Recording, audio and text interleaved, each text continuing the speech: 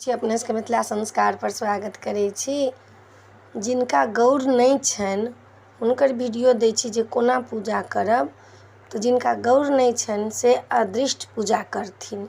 गौर के मंत्र लऽ कऽ पढ़ि कऽ सिंदूर लऽ कऽ पात पर 3 बेर पूजा करथिन। 3 बेर सिंदूर लऽ कऽ पूजा करथिन आ 3 बेर सिर में लगेथिन। अपना मांग में 3 बेर सिंदूर लगेथिन। गौर के मंत्र तो देने ही छी अपने सबके।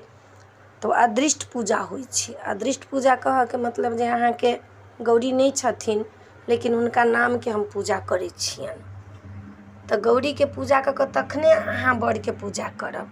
अदृष्ट पूजा करब पात पर।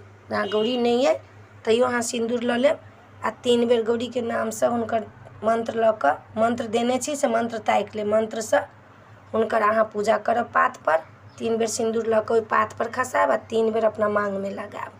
तो अदृष्ट पूजा होइ छै। तो अपने सबके वीडियो में देलहुँ जिनका गौरी नहीं छनि से अदृष्ट पूजा कऽ सकै छी। गौरी के नाम से गौरी के मंत्र से सिंदूर लऽ कऽ फूल लऽ कऽ बेलपत्र लऽ कऽ। वीडियो में इएह छलै।